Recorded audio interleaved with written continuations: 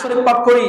তাই আজকে এই জুমার মসজিদে আসার কারণে আল্লাহ তাআলা আমাদেরকে যে আখিরি নবীর উম্মত বানিয়েছেন, তাই কারণে সকলেই উচ্চ আওয়াজে বলি সাল্লাল্লাহু আলাইহি ওয়াসাল্লাম। সম্মানিত প্রিয় হাজিরিন, আমরা প্রতিনিয়ত জুমার মসজিদে আসছি, ঠিক কিনা? তো জুমার মসজিদের মধ্যে যে আসতেছি, আমার নবী সাল্লাল্লাহু আলাইহি ওয়াসাল্লামের প্রতি দুরূদ পাঠ করতেছি, ঠিক কিনা? আমরা আখিরি নবীর উম্মত, দুরূদ পাঠ করলে ফায়দা আছে কি নাই? আছে কি নাই? তাহলে শুনুন, মুসা কালিমুল্লাহ আলা নবীনা আলাইহিস সালাতু ওয়াস সালামের জামানায় একজন বক্কার ছিলেন, একজন নাফরমান ছিলেন। তার বছর ছিল, তার বয়স ছিল, সে হায়াতের জিন্দেগির মধ্যে সে 200 বছর হায়াত পেয়েছে। কয় বছর? কয় বছর? আজকে কি কেউ 200 বছর হায়াত পায়? পায় না। তো ওই মুসা কালিমুল্লাহ আলা নবীনা আলাইহিস সালাতু ওয়াস সালামের যে জামানার যে লোক ছিল, তিনি 200 বছর হায়াত পেয়েছেন।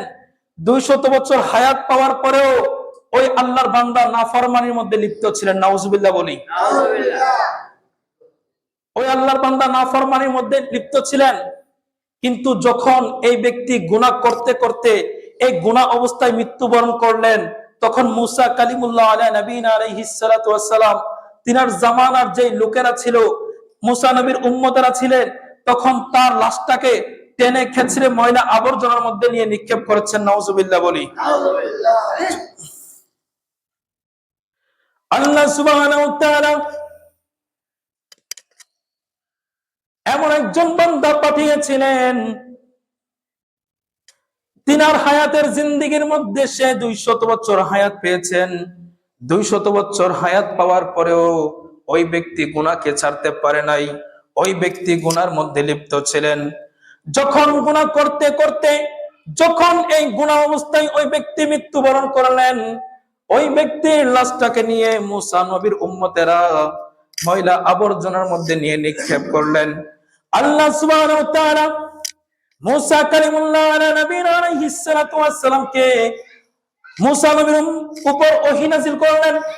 হে মুসা, আমার যে আমার যে বান্দা, আমার যে বান্দাকে তোমার গোত্রের লোকেরা ময়লা আবর্জনার মধ্যে নিয়ে নিক্ষেপ করেছে, মুসা রে, তাকে এনে ময়লা আবর্জনা থেকে তুলে এনে কাফন দাফনের ব্যবস্থা করো। মুসা কালিমুল্লাহ আলা নবীনা আলাইহিস সালাতু ওয়াস সালাম তার গোত্রের লোকের কাছে গেলেন। গোত্রের লোকের কাছে গিয়ে জানতে চাইলেন, তোমরা এই ব্যক্তির লাশটাকে কেন নিয়ে ময়লা আবর্জনার মধ্যে নিক্ষেপ করলে?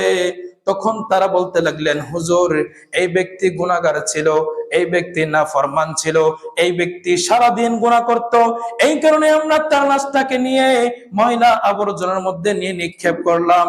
তখন মুসা নবী বলল, ও দুনিয়ার মানুষ, শোনো শোনো, আল্লাহ সুবহানাহু ওয়া তাআলা আমাকে কোন কারণে এই ব্যক্তির লাশটাকে তুলে এনে কাফন দাফনের ব্যবস্থা করতে বলল, সেটা তো জানি না।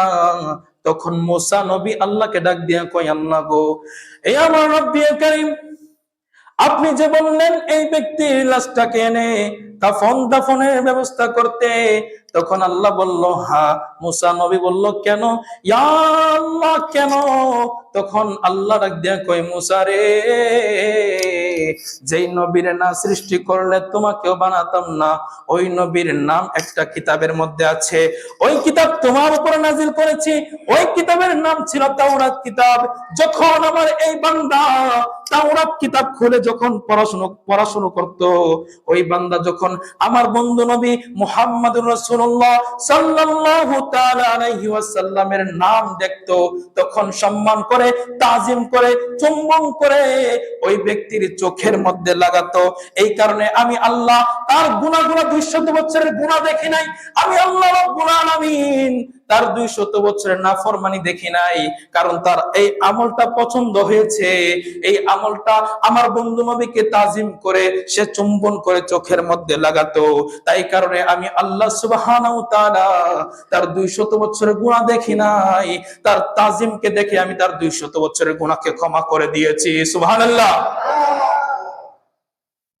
আমার নবী সাল্লাল্লাহু আলাইহি ওয়াসাল্লামকে তাজিম করার কারণে তার 200 বছরের গুনাহকে আল্লাহ ক্ষমা করে দিয়েছেন। যেই নবীর নামকে তাজিম করার কারণে মুসা নবীর উম্মতের 200 বছরের গুনাহকে ক্ষমা করতে পারে, আমরা হচ্ছি ওই আখিরি নবীর উম্মত, যেই নবীর নাম নিয়ে, যেই নবীর নামকে তাজিম করার কারণে আল্লাহ সুবহানাহু ওয়া তাআলা তার 200 বছরের গুনাহকে ক্ষমা করে দিয়েছেন। আমরা আশাবাদী, আমরাও যদি নবী পাক সাল্লাল্লাহু আলাইহি ওয়াসাল্লামের তাজিম করে, নামকে সম্মান করে, চুম্বন করে চোখের মধ্যে লাগাই, আমাদের গুনাহ ক্ষমা করতে পারে কি পারে না? এই পারে কি পারে না? উচ্চ আওয়াজে বলেন, পারে কি পারে না? সম্মানিত প্রিয় হাজিরিন, আজকে যে আমরা, শুধু আজকে নয়, আপনাদের মসজিদে যতদিন আমি জুমা পড়িয়েছি বা পড়াচ্ছি, প্রত্যেক দিন আমি জুমার ফজিলত বলতেছি, ঠিক কিনা? বলতেছি কিনা? সম্মানিত প্রিয় হাজিরিন, এই ছিলেন দুরূদ পাকের ফজিলত। এবার আসুন যে আমরা কোথায় বসবাস করছি। আমি একটি আয়াতে কারিমা তেলাওয়াত করেছি, ওয়ামা তাদরি নাফসুম বিআইয়ি আরদিন তামুত। বান্দা, তুমি জানো না তোমার সামনে কখন আজরাইল আসবে। বান্দা, তুমি জানো না তোমার সামনে কখন আজরাইল এসে হাজির হয়ে যাবে। কি কেউ জানেন? এই কেউ জানেন? কথা বলে না, ওরা মনে জানে। জানেন? জানেন না। তো যে কোনো মুহূর্তে সামনে চলে আসতে পারে। সম্মানিত প্রিয় হাজিরিন, যদি আপনি আজরাইল আলাইহিস সালাতু ওয়াস সালামকে বলেন, আজরাইল আমাকে 1টা মিনিট সময় দাও বা 10টা মিনিট সময় দাও, আমি ফজরের সালাতটা আদায় করতে পারি নাই, আমার আরেকটু ইবাদত বাকি রয়েছে, আমি তওবা করতে পারি নাই, আমি তওবা করতে পারি নাই, আমাকে একটু সময় দাও না। আজরাইল কি কারো কথা শুনবে রে বাবা? এই কারো কথা শুনবে? একটু আওয়াজ দিতে হবে। কারো কথা শুনবে? শুনবে না। আজরাইল ঠিকই আপনার ঘরের দরজার সামনে চলে আসবে। আপনি কি করবেন? আমি কি করব? কোনো কিছুই করার থাকবে না। আজরাইল কারো বাধা শুনবে না। মা চিৎকার করবে, ছেলে চিৎকার করবে, বাবা চিৎকার করবে, সবাই চিৎকার করবে, কিন্তু আজরাইলের মন গলবে না, ঠিক কিনা? সম্মানিত প্রিয় হাজিরিন, ওই আজরাইল আলাইহিস সালাতু ওয়াস সালামকে যে কোনো মুহূর্তে, যে কোনো সময় আল্লাহ আপনার সামনে, আমার সামনে পাঠাতে পারেন কি পারেন না? পারেন কি পারেন না? হযরত সাইয়েদনা ফারুক আযম রাদিয়াল্লাহু তাআলা আনহু বর্ণনা করেন, আমার নবী পাক সাল্লাল্লাহু আলাইহি ওয়াসাল্লাম ইরশাদ করেন, যখন মৃত ব্যক্তিকে মসজিদের খাটের মধ্যে রাখা হয়, আর ওই খাট যখন আমরা কাঁধের মধ্যে তুলে 1-2 কদম চলতে না চলতে মৃত ব্যক্তির জবান খুলে যায়, মৃত ব্যক্তি বলতে লাগেন, ও আমার লাশ বহনকারী বন্ধুরা, ও আমার লাশ বহনকারী ভাইরা, আমাকে তোমরা কোথায় নিয়ে যাচ্ছ? কোথায় নিয়ে যাচ্ছ? কেউ কথা বলবে না, কেউ কথা শুনবে না, কেউ কথা শুনবে না। মৃত ব্যক্তি চিৎকার করে বলবেন, হে আমার গোসলকারী ভাইরা, হে আমার লাশ বহনকারী ভাইরা, মনে রেখো, মনে রেখো, আমাকে যেমনি করে দুনিয়ার ধোঁকার মধ্যে ফেলেছিল, তোমাদেরকে যেন দুনিয়ার ধোঁকার মধ্যে না ফেলে। আল্লাহু আকবার বলি। মৃত ব্যক্তি বলতেছে, তোমাদেরকে যেন দুনিয়ার ধোঁকার মধ্যে না ফেলে, তোমাদেরকে যেন দুনিয়ার রং তামাশার মধ্যে মগ্ন না রাখে, সেই দিকে খেয়াল রাখিও, যেমনি করে আমাকে দুনিয়ার রং তামাশার মধ্যে মগ্ন রেখেছিলেন। আল্লাহু আকবার বলি। ওই ব্যক্তি চিৎকার করতে থাকে, চিৎকার করে বলতে থাকে, হাই হাই হাই হাই, আমার যা টাকা ছিল, আমার যা সম্পদ ছিল, সবকিছু আমার ওয়ারিসদের জন্য রেখে যাচ্ছি, সঙ্গে কি কেউ কিছু নিতে পারবেন? নিতে পারবেন? আল্লাহ রাসূল বলতেছেন, ওই ব্যক্তি আরো বলতেছে যে আমি যা উপার্জন করেছিলাম দুনিয়ায় থাকতে, সবকিছু রেখে যাব, আমার সন্তান সন্ততি তারা উপভোগ করবে, কিন্তু আল্লাহর দরবারে আমার জবাবদাহি করতে হবে, ঠিক কিনা বলুন? উচ্চ আওয়াজে বলুন, ঠিক কিনা? আপনার জবাবদাহি করতে হবে কি হবে না? প্রত্যেকটা জিনিসের জবাবদাহি করতে হবে কি হবে না? হবে। আল্লাহ কুরআনুল কারীমের মধ্যে বলেছেন, ফামাই ইয়ামাল মিসকালা যাররাতিন খায়রান ইয়ারা, বান্দা, যাররা যাররা পরিমাণ হিসাব হবে, জাররা জাররা পরিমাণ হিসাব হবে। কার সম্পদ মেরে খেয়েছো, কার ধন সম্পদ মেরে খেয়েছো, এতিমকে আঘাত দিয়েছো, এতিমের উপর জুলুম করেছো, প্রত্যেকটার হিসাব হবে কি হবে না? হবে কি হবে না? বিশ্বাস আছে তো? আল্লাহর কোরআনের কথা সঠিক কিনা? সম্মানিত প্রিয় হাজিরিন, একটু চিন্তা করে দেখেন, একটু চিন্তা করে দেখেন, উম্মুল মুমিনিন হযরত সাইয়েদুনা আয়েশা সিদ্দিকা রাদিয়াল্লাহু তাআলা আনহা আমার রাসূলকে প্রশ্ন করলেন, ইয়া রাসূলুল্লাহ, ইয়া হাবিবাল্লাহ, হাসরের ময়দানে শহীদদের সাথে আর কোন লোক শাহাদাতের মর্যাদা লাভ করবেন কিনা? আল্লাহু আকবার বলি। এই প্রশ্ন কে করেছেন? মা আয়েশা সিদ্দিকা রাদিয়াল্লাহু তাআলা আনহা। তিনি বলেছেন, ইয়া রাসূলুল্লাহ, হাসরের ময়দানে তো অনেক শহীদ থাকবে, ওই শহীদদের সাথে অন্য কোন লোক শাহাদাতের মর্যাদা লাভ করবেন কিনা? আল্লাহ রাসূল বলতে লাগলেন, হ্যাঁ আয়েশা, অবশ্যই অবশ্যই শাহাদাতের মর্যাদা অবশ্যই লাভ করবেন। কারা? যারা দৈনিক মৃত্যুর কথা 20 বার স্মরণ করে। আল্লাহু আকবার বলি। আমি আপনি কয়বার মৃত্যুর কথা স্মরণ করেছি? আমি আপনি কয়বার মৃত্যুর কথা স্মরণ করেছি? আল্লাহ রাসূল বলেছেন, যে ব্যক্তি দুনিয়ায় থাকাকালীন সময় যদি মৃত্যুর কথা দৈনিক 20 বার স্মরণ করে, কাল কিয়ামতের ময়দানে শহীদদের সাথে তাদের মর্যাদা দেওয়া হবে। সুবহানাল্লাহ বলি। আমরা কি শহীদদের মর্যাদা লাভ করতে চাই কি চাই না? কে কে চাই? দুইটা হাত তুলি। আমরা সবাই চাই তো ইনশাআল্লাহ। সম্মানিত প্রিয় হাজিরিন, স্মরণ করা এটা ব্রেনের কাজ।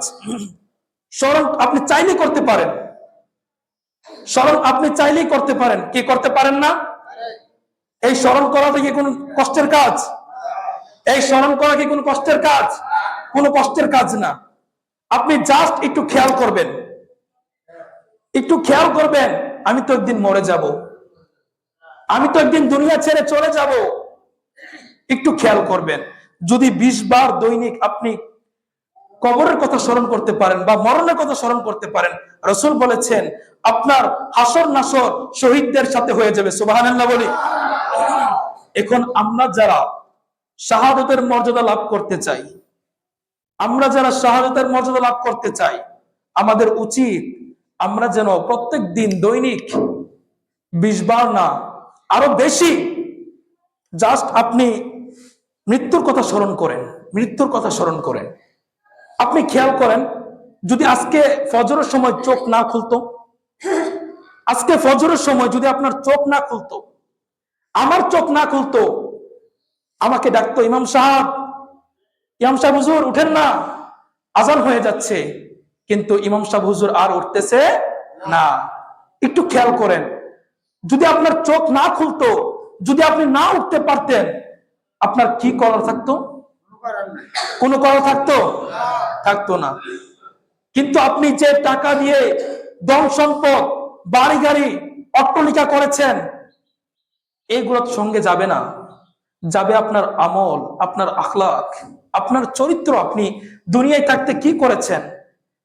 আল্লাহ দুনিয়ার মধ্যে পাঠিয়েছেন কেন? মাওলা আল্লাহ পাঠিয়েছেন কেন? ইবাদতের জন্য। আমি প্রতিনিয়ত এই কথাটা বলে থাকি। যদি আপনি দৈনিক 20 বার মৃত্যুর কথা স্মরণ করেন, আমরা কি গুনাহের কাজে লিপ্ত হতে পারি? পারি না। যদি আপনি কবরকে স্মরণ করেন, আপনি কি গুনার কাছে যেতে পারবেন? কখনো পারবেন না। যদি জানো, আবার ফিরে চলে আসবেন, ঠিক কিনা? সম্মানিত প্রিয় হাজিরিন, আমরা তো আল্লাহর ওলিদেরকে মানি, ঠিক কিনা? আমরা অনেকেই আল্লাহর ওলিদের মুরিদ আছে এখানে, দায়মুল্লাহ হুজুরের মুরিদ আছে এখানে।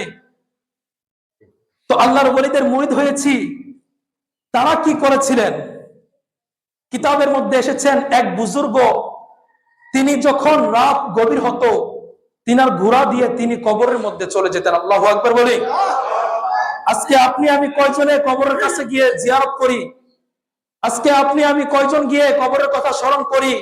কিন্তু ওই আল্লাহর ওলি, ওই বুজুর্গ ব্যক্তি কবরের পাশে গিয়ে অজুরে কান্না করতেন, অজুরে কান্না করতেন। হঠাৎ একদিন কবর ডাক দিয়ে বলে, হে বৎস, তুমি কি আমাকে কিছু জিজ্ঞাসা করবে না? তুমি কি আমার কাছে জানতে চাইবে না যে আমি কবর ভিতরে যে আসে তার সাথে কিরূপ আচরণ করি? আল্লাহু আকবার বলেন।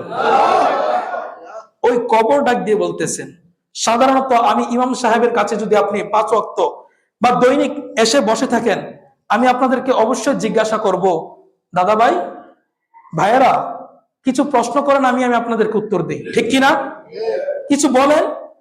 শুধু চুপচাপ করে বসে আছেন। ওই আল্লাহর ওলি, তিনি কবরের পাশে গিয়ে বসে থাকতো। কবরের পাশ থেকে আওয়াজ আসলো, এক কবর ডাক দিয়ে বলতেছে, হে বৎস, তুমি তো দৈনিক আসো, কিন্তু একদিন তো জিজ্ঞাসা করলে না আমি কবরের মধ্যে যে ব্যক্তি প্রবেশ করে তার সাথে কিরূপ আচরণ করি? তখন আল্লাহর ওলি বলতে লাগলেন, অবশ্যই অবশ্যই আমি জানতে চাই, একটু বলেন না। তখন কবর ডাক দিয়ে কই, খোদার কসম করে বলি, আমি কবরের মধ্যে যে প্রবেশ করে তার কাপড়গুলো ছিন্ন বিচ্ছিন্ন করে ফেলি। আল্লাহু আকবার বলি। আমি কবরের মধ্যে যে প্রবেশ করে তার মাংসগুলো আমি খেয়ে ফেলি।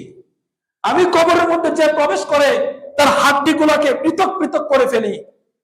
ওই কবরের কথা শুনে আল্লাহর ওলি চোখের পানি জড়াতে লাগলেন। আল্লাহু আকবার। কেমন কথা! আজকে সারাদিন আমি আপনি যদি কবরের পাশে গিয়ে বসে থাকি, কবর আমাদেরকে জিজ্ঞাসা করবে না, কিন্তু তিনি আল্লাহর ওলি, তিনি নেককার বান্দা ছিলেন, তিনাকে জিজ্ঞাসা করলেন, হায় হায় হায়। তারপরে উনি কান্না শুরু করতে লাগলেন, চোখের পানি ধরে রাখতে পারতেছেন না। এই যদি হয় কবরের আলোচনা, এই যদি হয় কবরের মধ্যে, আমাদের করণীয় থাকবে কি? আজকে হয়তো যুবকরা ভাবতেছেন যে আমার ভয়ে রাস্তা কাঁপতেছে। রাস্তা কাঁপবে না তো কি কাঁপবে? রাস্তা কাঁপতেছে, আমাকে সবাই ভয় পা, ভাবে কিনা? কিন্তু যুবকের সেজদা যে আল্লাহর আরশ কাঁপায় সেটা জানে না। আল্লাহু আকবার বলি। সম্মানিত প্রিয় হাজিরিন, আমার নবীর একজন সাহাবী ছিলেন, যিনার নাম উসমান জিন নৌরাইন। উসমান জিন নৌরাইন। ওই উসমান জিন নৌরাইন এমন একজন ব্যক্তি ছিলেন, তিনার আরেকটা উপাধি আছে। কে বলতে পারবেন? কেউ বলতে পারবেন? আমি প্রত্যেক জুমার মধ্যে খুতবার সময় পড়ি। তিনার আরেকটা লকব হচ্ছে জামিউল কুরআন। সুবহানাল্লাহ। ওই উসমান জিন নৌরাইন যখন কবরের পাশ দিয়ে হেঁটে যেতেন, উসমান জিন নৌরাইন তিনি চোখের পানি অজরে পড়তেন, অজরে পড়তেন। সুবহানাল্লাহ বলি না? উচ্চ আওয়াজে বলি সুবহানাল্লাহ। মসজিদে আসছি, বসে আছি, আপনাদের তো কোনো কষ্ট হচ্ছে না, একটু সুবহানাল্লাহ জোরে বলিয়েন।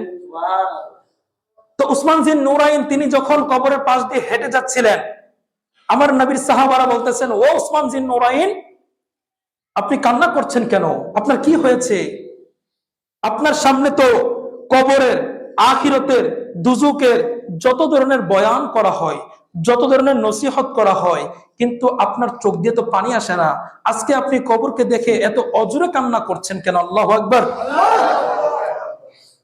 উসমান জিন নূরাইন রাদিয়াল্লাহু তাআলা আনহু বলেন, ও আমার নবীর সাহাবারা, শোনো শোনো শোনো, এই কবর হচ্ছে আখিরাতের প্রথম মঞ্জিল। এই কবর হচ্ছে আখিরাতের প্রথম মঞ্জিল। এই কবর যার ভালো হয়ে যাবে, তার হাসর নাসরটা ভালো হয়ে যাবে। এই কবরের ধাপ যার ভালো হয়ে যাবে, পরবর্তী যে ধাপগুলো আছে সেই ধাপগুলো সহজ হয়ে যাবে। আর যেই কবরের মধ্যে যদি প্রথম আপনি আটকিয়ে যান, যদি আপনি প্রথম এই ধাপের মধ্যে আপনার আটকিয়ে যান, তাহলে আপনার পরবর্তী ধাপগুলো আপনার যাইতে কষ্ট হবে। আল্লাহু আকবার বলি। তারা ছিলেন জান্নাতের সার্টিফিকেট ওয়ালা। আল্লাহ রসুল 10 জন সাহাবাকে জান্নাতের সার্টিফিকেট দিয়েছেন। এখানে কেউ জান্নাতের সার্টিফিকেট পাইছেন? নিও পাইছেন না কেউ? পাইলে হবে, না পাইলে না করেন। পাইছেন না কেউ? পান নাই। তো উসমান জিন নূরাইন তিনি ছিলেন 10 জনদের মধ্যে একজন। সুবহানাল্লাহ। ওই উসমান জিন নূরাইন তিনি জান্নাতের সার্টিফিকেট প্রাপ্তওয়ালা। তিনি জানেন তিনি জান্নাতে যাবেন, তারপরও তিনি কবরকে দেখে এত অজরে কান্না করতেন। আজকে তো আমাদের গুনাহের শেষ নাই। আজকে আমরা গুনাহ করছি, হাঁটতেছি, গুনাহ করতেছি, রাস্তায় যাচ্ছি, মানুষকে গালি দিচ্ছি, হাঁটতেছি, অজরে গুনাহ করছি, কিন্তু অন্তরের মধ্যে ফিল হয় না আমি আপনি যে গুনাহ করছি, আমি আপনি যে গুনাহ করছি, অন্তরের মধ্যে ফিল হয় না। আপনি কি জানেন? আপনি হয়তো ভাবতেছেন ছোট ছোট গুনাহ করতেছেন। আপনি হয়তো ভাবতেছেন, আরে ওকে গালি দিয়েছি, এটা তো ছোট গুনাহ, কিছু না। কিন্তু এই ছোট গুনাহগুলা বড় হতে হতে হতে হতে যখন বড় হয়ে যাবে, আপনাকে ধ্বংস করে ফেলবে। নাউজুবিল্লাহ বলি। আমরা কি গুনাহ ছাড়বো কিনা, করবো? ছাড়বেন কিনা গুনাহ? সম্মানিত প্রিয় হাজিরিন, ওই আল্লাহর নবীর প্রিয় সাহাবী হযরত উসমান জিন নূরাইনের এই কথা শুনে সাহাবারাও কান্না শুরু করতে লাগলেন। হায় হায় হায়, এই যদি হয় জান্নাতি ওয়ালাদের আচরণ, এই যদি হয় তিনি জান্নাতে যাবেন, তারপরেও যদি এত কান্না করেন, আমাদেরকে কেমন কান্না করা উচিত? আমাদের কেমন কান্না করা উচিত? শুধু তাই নয়, শুধু তাই নয়, সম্মানিত প্রিয় হাজিরিন, একটু বোঝার চেষ্টা করি। যদি আমরা দুনিয়ায় থাকতে যদি আমরা আমল করে যেতে পারি, তাহলে আমাদের কবরটা আলোকিত হয়ে যাবে। আর যদি দুনিয়ার মধ্যে আমল করতে পারি নাই, খাচ্ছি, ঘুরছি, ঘুমাচ্ছি, আল্লাহর নাজ নিয়ামত তো ঠিকই পাচ্ছি, আল্লাহ তো আমাদের উপরে ইহসান করেছেন, আমাদের উপর দয়া করেছেন, তারপরও আমরা দুনিয়ার মধ্যে বিলাস করছি, ঘুরছি, কিন্তু আমল করার কোনো টাইম নাই। আমল করার টাইম থাকে না আমাদের। আপনি দুনিয়াতে এসেছেন, গুনাহ করতেছেন, করেন করেন, গুনাহ করেন। আল্লাহর নাজ নিয়ামত খেয়ে আল্লাহর সাথে নাফরমানি করতেছেন, করেন, করতে থাকেন। যদি আপনি জবাবদেহি করতে পারেন, আপনি গুনাহ করেন। যদি আপনি গুনাহ করতে আল্লাহর কাছে জবাব দিতে পারবেন, এমন যদি মনে হয়, গুনাহ করেন। আর যদি না পারেন জবাবদেহি করতে, তাহলে গুনাহ ছেড়ে দেন, গুনাহ ছেড়ে দেন। একটা হাদিস এসেছে, আখলিস দীনাকা ইয়াকফিকা লা আমালুল কলিল, অল্প আমলের জন্য নাজাতের জন্য যথেষ্ট হয়ে যাবে। অল্প আমল, বেশি আমল করা লাগবে না। আপনি অল্প আমল করেন, অল্প আমলে নাজাতের জন্য যথেষ্ট হয়ে যাবে। সুবহানাল্লাহ বলি না? সেটা কিভাবে? আপনি নামাজ পড়ছেন, নামাজ পড়তেছেন, কাউকে কষ্ট দিচ্ছেন না, কারো হক মেরে খাচ্ছেন না, এতিমের সম্পদ মেরে খাচ্ছেন না, শুধু আপনি নামাজ পড়তেছেন, আল্লাহ জিকির করতেছেন। আল্লাহ আল্লাহ রসুলকে যদি সন্তুষ্ট করতেই চান, আপনি নামাজ পড়েন, নামাজের পাশাপাশি নফল ইবাদত করেন, আল্লাহ সন্তুষ্ট হয়ে যাবেন কি যাবেন না? একজন আল্লাহর ওলি হওয়ার জন্য শর্ত কি জানেন? তাকওয়া অবলম্বন করা। কি করা? তাকওয়া। যার ভিতরে আমার আল্লাহর ভয় থাকবে। আল্লাহ বলেছেন তো, ওয়াল তানজুর নাফসুম মা কদ্দামাত লিগত, বান্দা তুমি আগামী দিনের জন্য কি এমন আমল প্রেরণ করেছো, সেটা নিয়ে চিন্তা করো। আমি আগামী দিনের জন্য কি এমন আমল প্রেরণ করেছি, আমি তো জানি, ঠিক কিনা? আপনি কি করেছেন, আপনি তো জানেন, ঠিক কিনা? আল্লাহ বলেছেন আগামী দিনের জন্য চিন্তা করো, আগামী দিনের জন্য চিন্তা করো। তুমি কি এই আমল প্রেরণ করবে, কিভাবে তুমি আমার কাছে আমল প্রেরণ করবে, সেটা নিয়ে চিন্তা করো। আমরা সেটা চিন্তা না করে আগামীকাল কি খাবো, আগামীকাল কোথায় যাব, আগামীকাল কার সম্পদ মেরে খাওয়া যায়, আগামীকাল কোন খেলার মধ্যে অ্যাটেন্ড হওয়া যায়, এই নিয়ে চিন্তা আমাদের। কিন্তু আল্লাহ যে বলেছেন কি এমন আমল করেছো, তা নিয়ে একটু চিন্তা করো। সম্মানিত প্রিয় হাজিরিন, আমি একটা কথাই বলবো, সর্ব অবস্থায় আল্লাহ আল্লাহ রসুলকে সন্তুষ্ট করার চেষ্টা করবেন। সকলে বলে আল্লাহুম্মা আমিন, সকলে বলে আল্লাহুম্মা আমিন। আমরা সকলে যেন গুনাহকে ছেড়ে আল্লাহর ইবাদতের মধ্যে মগ্ন হয়ে যাই। আল্লাহ কবুল করুক। সকলে বলে আল্লাহুম্মা আমিন। ওয়া আখির দাওয়ানা আনিল হামদুলিল্লাহি রাব্বিল আলামিন। আসসালামু আলাইকুম ওয়া রাহমাতুল্লাহ। যারা 4 রাকাত সুন্নাত পড়েন নাই, সুন্নাত পড়েন।